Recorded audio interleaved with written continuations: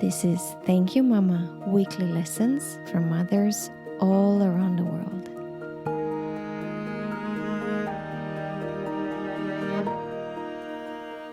Hello and welcome to Thank You Mama. My name is Anna Teider. I have a beautiful guest today. Her name is Selma Prodanovic.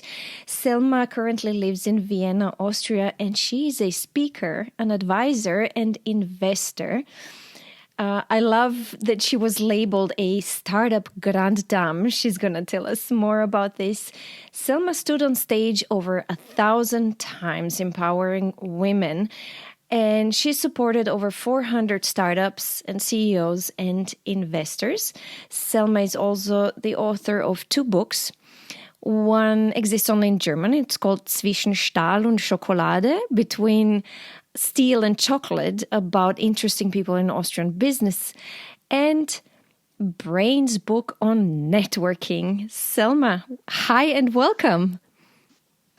Hi, Anna, and I'm so glad to be here with you. Thank you very much for inviting me. I'm very, very, very excited.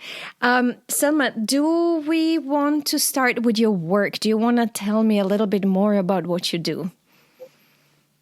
Happily. I've been empowering people for all my life, basically. And this has been in different ways. I have done that, but I'm really somebody who loves to create the future and is passionate about empowering people and encouraging people to do what they do best and really live their potential.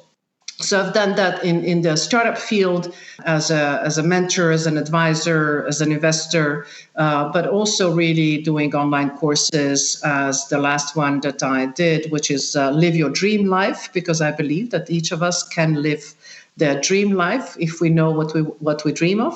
It is possible to have it all at the same time and now. Mm-hmm. And I like to live that way. If in short and sentence, in terms of my work, as I said, it's really startup consulting and business development consulting, business creation, but also, as I said, online courses and empowering women. So it's all about empowering people one way or another. And I've been fortunate to really work with big organizations like UNIDO, to work with corporates, to work with exciting startups, to work with women in Kenya or women in Kazakhstan or really internationally.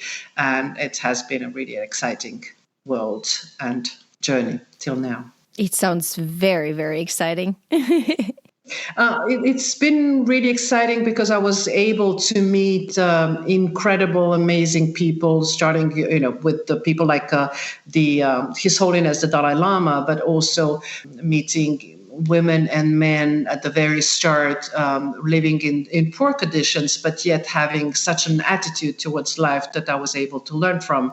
And I always say that I've learned most basically from my children. So I'm a mom of 2 amazing young adults, and I'm married to my first love, my first and only love. So happily married. So it's been an amazing life.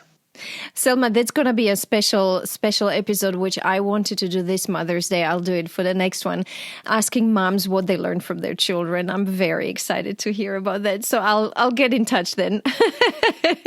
Sure, thank you. But before we go on, here's one tricky question. I had many conversations with many friends over the years because I was very blessed to experience a burnout, which for me turned into a spiritual journey and a journey of understanding what things don't work in my life and why, and what I'm really meant to be doing. And I was lucky that shortly before the burnout stroke, I discovered writing, or as I like to put it, writing discovered me. And that it was clear to me that this is my life, basically. So the question is, many people, when I spoke to them about this, say, the problem is I don't know what I want to do. I don't know what my dream is. People burn out or are unhappy and want to change, but only the lucky ones have a clear vision of what would make them happy, I think. Do you have any advice for those people who are searching? Oh, definitely, and that's been part of my passion also. But let me put it this way: I've gone through burnout, high functioning depression, and all kinds of illnesses and sicknesses. So I've learned my lessons the hard way, and I strongly believe that it's possible to make it easier and to enjoy more. I think, especially for women, it is important to understand that it is okay to enjoy and to feel pleasure. That's something that is very strong. There are certain myths that we have about women, and one of that is like sacrifice, especially as a mother. It's basically, you say mother, sacrifice, this is almost a synonym. And that's not true. And I believe that it's possible to really enjoy having a career or having passion and doing what you love doing, but also having and enjoying motherhood and enjoying all other different aspects of life, and just giving yourself permission to feel pleasure, to enjoy life, not to work too hard already makes a huge difference. And one of the things why we are not able to think about our own dreams is because we are so triggered by the surrounding world that it's so difficult to numb the noise around us of how we should look and what we should do and how we should educate and how we should work and everything. And that is the issue. I think that it's very, very difficult. And only if you go through a burnout or something like that do you really start listening inside. So the tip would be really to allow yourself to hear and feel your body and your soul, what it is telling you. So it might be just 5 minutes a day at the beginning. And then, you say meditation or not meditation, but it's really one of the things I do is when I wake up in the morning, I really kind of do a body mind scan of how do I feel physically and how do I feel psychologically. Did I sleep well? Did I not sleep well? And I know that, for example, that if I didn't sleep well and I'm tired in the morning, but I do have a day ahead of me that I cannot postpone or I cannot reschedule, then I know that I will not be able to deliver full time. I have to make and say, maybe these are the 3 things I really need to do. The rest is not that important. I don't have to deliver that well on these things. So it's really important to start the day with feeling how you feel in your body and in your soul. That makes a lot of difference. Learning to listen to yourself. That is the issue. Why do you end up in a burnout? Is because you don't listen to yourself. Yeah. Because you're not in tune. We forget to listen. You're kind of running between, I don't know, kids or business or home or whatever that is, and you don't listen to yourself. And your body is telling you, usually before the burnout, you go through different stages when your body is telling you something is wrong and you're not listening, and then it's harder, and then you're not listening, and then it gets harder, and you're not, So we get those lessons. And we get the triggers, we get the alarm signals, but we don't listen. So I think that one of the main thing is that when you wake up in the morning, just scan how do you feel, how are you, and try to be kinder to yourself if you don't feel so well, you don't feel fit, you don't feel, just say, hey, that's okay. I'm doing the best I can. Everything's going to be fine. Thank you for that, Selma. Thank you. Yeah. But that's my passion, is really to help, especially women, to how to make life easier. I know that today, because I've been through what I've been through, that I could have been here today with 50% less effort, but I didn't know then, and I tried too hard, worked too hard, tried too many, did too many things at the same time, and today I know it can be easier and it can be more fun and more pleasurable, and that's what I do. My mom kept telling me that, and I just wouldn't understand. She kept telling me, it's not that important. Don't stress so much. When I was at Mobilcom, when I had my corporate career, and she would try to calm me down and remove the stress and be like, at the end of the day, it doesn't matter, And now looking back, I'm like, it could have been more fun. Yeah. And giving that time perspective is really important, because, in my case, I'm 54 years old. I've had an amazing life, a life I could not have imagined. And I still have dreams for, another 30 years because that's what my life expectancy is. And, I'm planning it and I'm working on it and putting things into perspective. It doesn't have to be tomorrow. It doesn't have to be next month. It can be in 2 years. And that's important. We're trying, especially young women, are trying to do too many things at the same time and to be perfect in everything. Yes. That's a huge lesson. That's a huge thing to try to remind them. Selma, before we jump into talking about Mama, because we are such an international podcast and listeners come literally from all over the world. And I got feedback about how much they love to learn about other countries and cultures. Tell me a little bit about your background and where you come from. Well, I'm definitely a multicultural, multilingual person. I was formally educated in 4 different languages and systems. I was born in Sarajevo, in today Bosnia and Herzegovina. And I lived also in Tunisia, in North Africa, in Spain. And I've been based in Vienna since 91. This is my home now. So really having these different aspects of life, and especially also when traveling, you meet a lot of international people. And then because of my work, I also was traveling a lot and still do travel a lot and work with different cultures. I feel I'm more of a global person. I'm a citizen of the world. I don't feel that I belong anywhere, and I belong everywhere. I feel the same. Basically. Yes. And I love it. I really love it and I enjoy it and I embrace it in the meantime. There was a time where I felt I didn't fit anywhere and I felt not enough because of that. Because you don't, you come into a new country, you don't know the culture, you don't know the habits, you don't speak the language, you don't know what you need to do and how to work and how to speak and how to meet people. And, everything is different. Just the notion of time, if you're on time or not on time and things like that. And there was a time when I had some issues with that because I just didn't feel enough. In the meantime, I have embraced my being different from everywhere where I am. And that's me. And that's cool. But it has taken me some time. It takes it hasn't time. been easy. Yeah. But Selma, let's tell people who don't know Sarajevo and Bosnia and Herzegovina. So you and I were born in the same country that doesn't exist anymore. You and I were both born in Yugoslavia, which was created in that form after Second World War.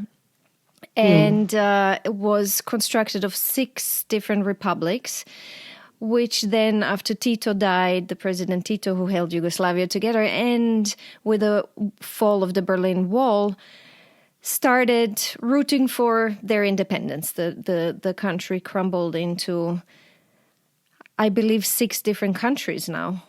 I don't have it all in my head. So Bosnia and Herzegovina was one of those. And unfortunately, we had to go through that horrible, horrible war. Both us in Croatia and Bosnia and Herzegovina. Bosnia had a complicated situation because it's yet another multicultural country in a multicultural country. Yes. Without going now into politics and explaining too many things, of course, but it is interesting thing that just to explain a little bit. So I was born with a Yugoslav passport as yourself. Yeah. Then after the country didn't exist anymore and split it into different countries, I had a Bosnian passport, Bosnia and Herzegovina, and I had a Croatian passport. And then I wanted, because Austria is our home now, I wanted to have an Austrian passport, Austrian citizenship. And in Austria, you cannot have, like, for example, in the US, you can have multiple citizenships. In Austria, it's not possible. So I had basically to give back the Bosnian and Croatian to be able to have the Austrian. So my notion of belonging and national belonging is definitely not the usual. I've been Yugoslavian, Bosnian, Croatian, and now I'm Austrian. So, it's okay. This multicultural, multidiverse in every possible way is part of our life. And yes, Sarajevo was on the longest siege in modern history, How long was that? almost 4 years. Oh, So it's the longest siege in modern history. But we don't want to go into that. But it definitely has, of course, influenced my life and the life of my mom and my parents. And so it is these notions of belonging in every single way in my life was something that was coming and going. Was not stable and was just an ongoing journey. I don't know where I'm going to end up, in the next 30 years. You never know. it's beautiful. I'm learning to embrace it, especially now that I have such a multicultural family, and I feel both Croatian and Austrian. My husband is half British and half American. His dad was also Jewish. Kai was born in Los Angeles. Now we're moving to Austria. We are just such a mix of, and it's fun. You see that now that we're watching the European Championship. We have so many teams to root for. We root for England and Croatia and Austria, and it's fun. Isn't but that wonderful? you need to learn to embrace it. Sometimes as you said, I went through phases where I felt a little uprooted when I left Croatia, and it took me a long time moving to US. I understood, because in Austria, when people ask, where do you come from? I would say Croatia. But then I moved to America and they ask, where do I come from? And my answer has to be Croatia and Austria, because if I only said one, it would be a lie. I don't feel only Croatian and I don't feel only Austrian, It's so as you said, you need to learn to embrace it. But also accept that the fact that the majority of people do not live like that and don't have those issues, have some other, issues, and maybe do not understand or do not accept immediately people that are far too international. So it's just also accepting that it doesn't, it's not everybody's stories, and we need to be aware of that. And you find your own crowd, your own tribe of people that travel like that live like that because you need it to feel the roots somewhere. Yeah, but it is also accepting that it's not everybody's story, and that's okay. Yeah. And apropos story, let's talk about Mama Elfia. Yes. Tell me about her. Yes. Tell me her story. Well, Mom is an amazing woman. She is now in her late 80s and absolutely fit and fit in her brain, and just amazing to watch. I'm very fortunate that she's alive and that she's fit, and that I can, we'll meet next week. We still do things like once a year. My sister lives in the States. She would come from the States, and my parents and myself and the four of us would spend a week together. And that has been a tradition for the last 20 years. And that's very important because everybody lives in a different country. Where does Mama live? She lives in Croatia. She lives in Zagreb. Okay. Yeah. And I'm in Vienna, and my sister is in the States. So, and the rest of our family is also everywhere. So that's something that is for us. It became normal. So basically, you meet with your cousins, and suddenly you have a Canadian, an American, and a German, or English, UK, Austrian passport, and kids that were educated in English, in German, in French, or whatever, and they are cousins. So this notion of family and tradition has changed for us and for our children totally. Because usually you would fit into a family, and here you cannot fit into a family because the family is such a widespread notion of nationalities, cultures, languages, education, ways of doing things in so many ways.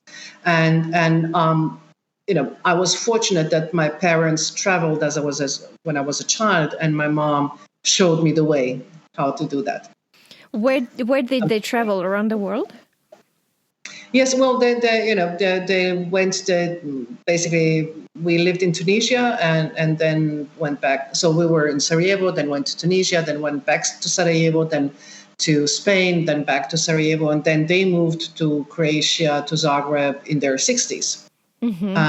So I would say one of the first things that I would say that I've learned from my mom is this trust in life and courage that you can manage a totally unknown situation. I mean, of course, she was brilliant in planning and preparing. And for example, when we moved to a new country and then a new language, we had always somebody, to work with us in terms of the language, in terms of school, making sure that we can make it, that we are prepared if necessary in advance, and all of these things. She was really brilliant in planning for the unexpected, but still living and moving into a new country is always a lot of questions that you cannot even think of in advance. And she was always brilliant. And most, the fact that they moved at age 60 something to Croatia, but still a new city, a new place, and left everything behind and started a new life again. I always describe my parents and my mom as, adventurer. And she doesn't like that so much because she thinks that adventure is something like totally crazy. But yes, it was in a way, in the 70s people didn't travel so much in the 70s or in the 80s. I mean, today it's normal, but then it was not. What made them move so much? My dad worked for a company, so it was because of his work. So he worked for large Yugoslavian companies and the Chamber of Commerce of Yugoslavia. And you said she worked as well. How did she manage to coordinate her work with all those moves? Well, that is the big difference today. I mean, then she really had to quit her job, and at that time it was possible kind of to make it that they kind of wait for you until you come back. But of course, that doesn't really work really well. The first time it worked pretty well. The second time, not so well. And then later on. But, I'm convinced that today she would have had, if she was today to do that again, she would have had a portable career. She would be a blogger. Or she would, she would really rock it, definitely. What did she used to do? What was her profession? She worked in a bank and finance and economist, and so she came from that side. But that was really, when I think of that time, one of the moments I remember so well is that she at almost midnight doing her nails in red. I remember so vividly this image. And she had to wake up at 6 o'clock in the morning because she was working and taking care of the kids and, household and social life and all of that. So the only moment when she had time to do her nails was at midnight. And I remember, that moment, but it was always everything. I don't know how it was, but I suppose it was the same thing. What we expected of women at that time was, I cannot deliver. In terms of perfection, of looks, of kids, of household, of work and everything. It's just amazing. Isn't it? Amazing. Yeah. Amazing. Yeah. Different generations and different rules and different... Yes. Let's talk about lessons. Let's talk about Mama Elfia's lessons. And I think we already have one. You told us about this trust in life, which for me is... one of the biggest lessons in life, and I just really, really faced it a few months ago. It became so clear to me that I understood, and I don't know if it's a universal truth, but I understood that you kind of choose if you want to be the person who loves life and trusts in life, or you want to be the person who's stressed by life. And I really think there's no in between. I think that for her, she didn't really think of that. She didn't reflect on that. It was just life, they decided they're going to move, so she had to deal with it. And she trusted she will be able to deal with it. So they both kind of together, my mom and my dad, together believed that they can manage to move to a new country like Tunisia, which was, North Africa. In the early 70s, it was not for Europeans such a usual thing. Or when we moved to Spain, it was just a few years after Spain opened up after Franco. Yeah. So these were kind of even new countries, and this trust that you will manage that situation is something that we picked up without my sister and myself, without anybody telling us that it's possible. But we kind of, it's possible to manage a Yeah. totally new situation, a new. I mean, my mom learned French and learned Spanish and went to classes, and Amazing. even when we moved to Spain, she was very ill. She had cancer, Oh and she no. managed through that stage and still went and did her Spanish classes because that was important. Yeah. Yep. But tell me more about that. So she had cancer and this was long time ago and she's still alive and well. Yes. Let's Yes. Yes. encourage people Luckily. out there. Yes. Yes. That's great. Yes. Yes. It was luckily enough because we had to travel. She went to the doctors. She wouldn't have done it if it hasn't been for us moving, and so it was discovered on time. And she's doing well. So Great. And it's been how many years? That must have been quite a while. yeah, 30 years or something. Yes, fantastic. Yeah. Fantastic. Congratulations. Yes. Do we have other do we have other lessons? Well, one thing that are really, something that she never spoke about, but that I believe is really important. At that time, also in the 70s and 80s, and in these new countries and new cultures and new habits, she would go and sit in a cafe or restaurant on her own because she didn't know anybody. And my dad was working, and that was the only way for her to come out and be somewhere and enjoy a coffee somewhere. And I think that at that time, especially for women to be alone, to sit alone on a table in a cafe was not a usual thing. And I know that even today, so many women around the world, some of them cannot, but so many could, but are afraid or feel uncomfortable in just going out and, coming first into a bar or coming first into a restaurant or going to a networking event or traveling alone or all of these things. I picked that up from my mom without her telling anything. She kind of felt she didn't have any choice, but she decided to live her life.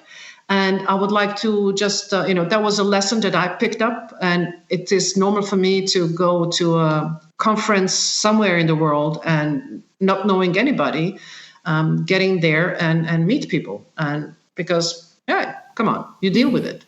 And that's something I picked up from her. And she gave me that kind of confidence and courage and told me in a way, by showing her experience, that it's okay. And I would like to encourage other women to do so also. Too many times I've heard that, they feel uncomfortable. And yes, it is uncomfortable sometimes. And yes, it is difficult sometimes. But as everything else, with practice, you feel more comfortable. So go out for it. And even if it's for 5 minutes, just do it. Just do it. And it opens new possibilities. You never know whom you might meet. It's scary, but it opens up new possibilities. And the worst thing is you don't like it and you turn around and go home. It's like... Yes, exactly. Usually nothing bad happens. Usually something good happens. Well, at least you enjoy yourself. I remember the first time I went to a concert alone when Brian Ferry came to Vienna, and I'm a big fan and nobody wanted to come with me. And I was like, I'm not missing this. I'm going to go to this rock concert by myself. And I loved it. But you see, you remember that you were alone. We are not used to that. Yeah. And especially as women, it is more difficult because we are sometimes confronted with uncomfortable situations. But it doesn't have to be, and it's really worth the while. It's worth the trial. It's worth going out, be it, just go for a coffee in a sun shining, go for a beautiful coffee somewhere, or go to a conference alone. Do we have more?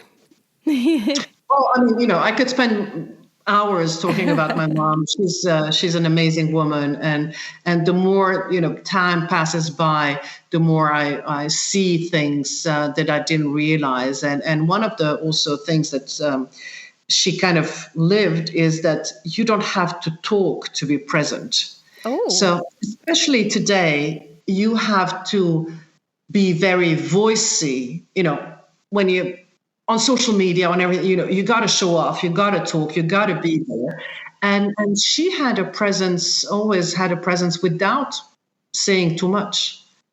And I see that except if I'm on stage, of course, that's a different situation, or if I'm in an interview, a situation like this.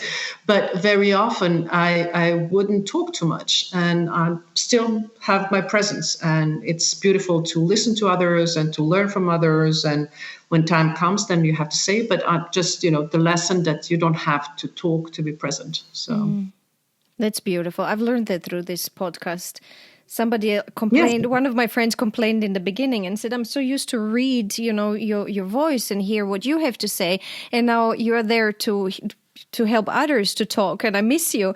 But I said, I feel absolutely present and creative while doing this, while others are talking. Exactly. Beautiful. This is exactly that. Yeah. And that can be in a round of friends. You're sitting at a dinner with friends, and you don't have to be the one who's being, especially because very often we have the situation, let's say dinner or a party, and then usually you would have men that are more outgoing, and they are present and they are telling the jokes and everything, but it's not the women. And then at some point in time you start feeling that you are not enough, because you're not the one who's entertaining, you're not the entertainer. But it doesn't have to be. So I'm not saying you shouldn't be the entertainer. If that's your spirit and that's who you are, go for it. But if it's not, then it's perfectly okay. As you just now showed the example with yourself, you don't have to voice to, you don't have to speak to be present. So I think that's a very valuable lesson. It's very valuable. Do you have other lessons you'd like to share, or should I ask you about if there was anything she was not able to teach you, something important that you had to learn yourself? I think that we can maybe add there the sacrifice story. Okay. I misunderstood partially what she did, misinterpreted what she did, this notion of sacrifice and kind of maybe, and that's what I'm trying with my daughter, is to say also sometimes, to say the things, to say that you don't have to sacrifice, you don't have to do it this way. She showed me one way. I misinterpreted it, and I went even further in this kind of sacrifice mode. I wish she could have told me. But as you said at the very beginning, your mom told you to, do or not do certain things, and we don't listen. So maybe she did tell me, but I don't know anymore if that was the case.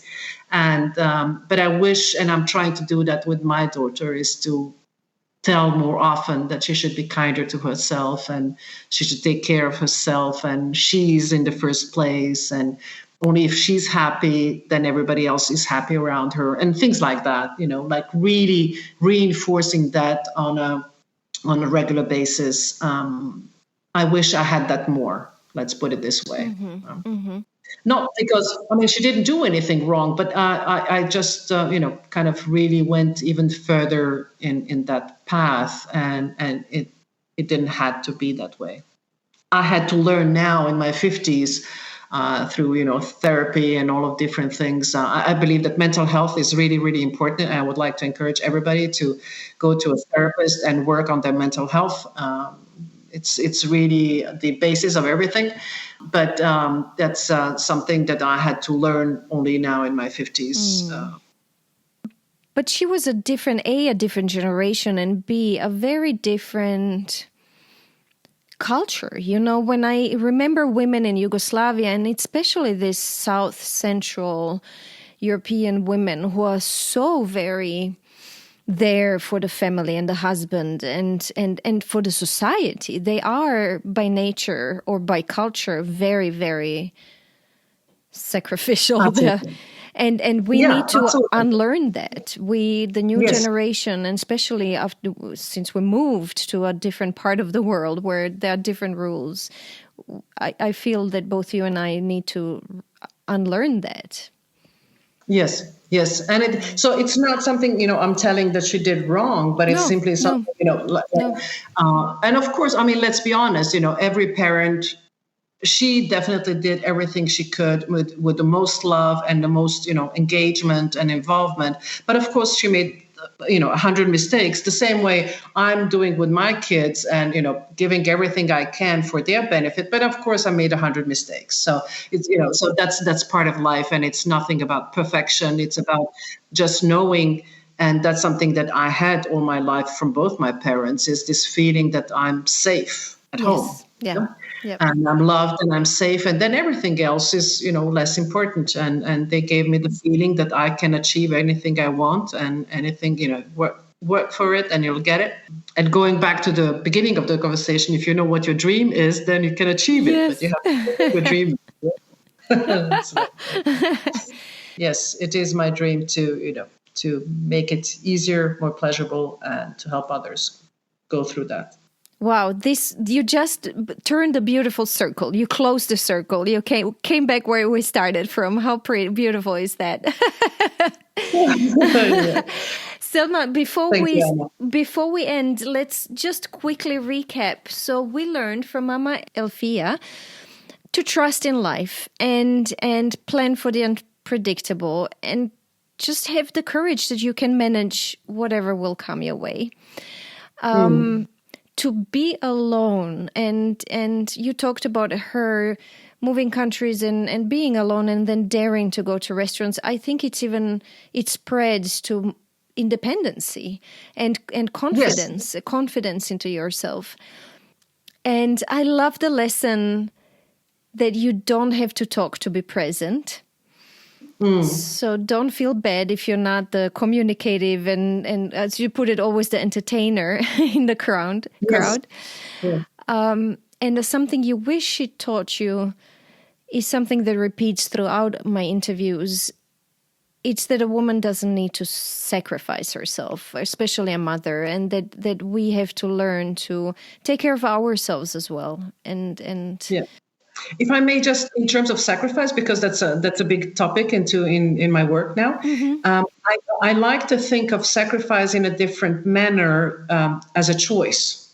So if I choose that my family now is more important than my business, or if I want to stay at home and not to travel or things like that, it's a choice I make. It's a totally different mindset than saying I'm sacrificing for my family. Yeah. Yeah. And so I transformed this, word of sacrifice into, this is a choice I make because that's what I want in this moment in time. Yeah. Not because, I have no other option. You always have an option. It is because this is a choice I consciously make because this is important to me. And that changes totally the whole idea of how you feel about yourself, about your life. Of course, if you think of it that you're sacrificing for your husband, for your kids, you have to be unhappy at some point in time. Yeah. Of course. You have to.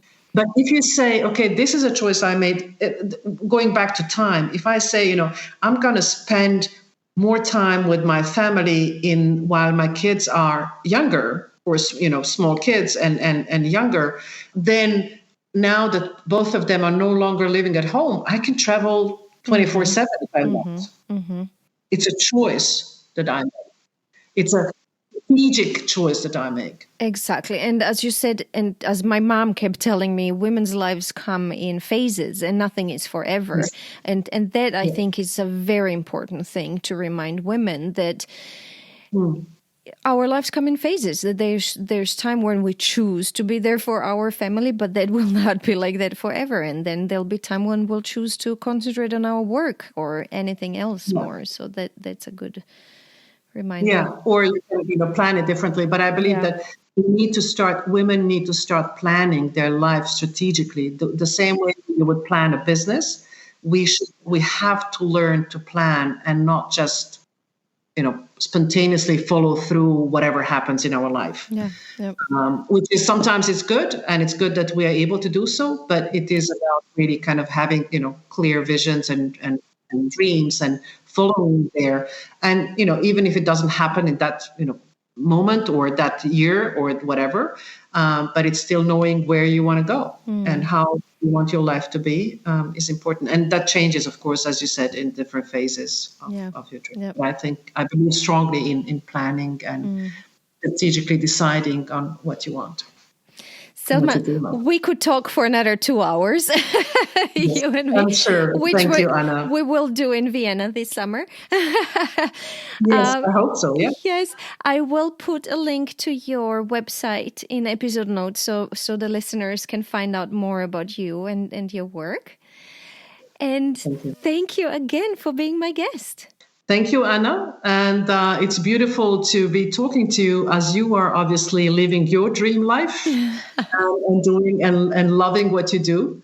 And I hope that with this, we will inspire more women to follow their own dreams and do what they love doing. Yes. Thank you. If you enjoy Thank You, Mama, and want to help it grow, please take the 2 seconds to leave a 5-star review on Apple Podcasts. It really helps. If you'd like to get in touch, you can send me a mail at info@thankyouMama.net. You can also find me on Instagram, Facebook, and Twitter under Anna Teider, that's Tajder. This was Thank You, Mama. Come back next week, subscribe, and tell your friends.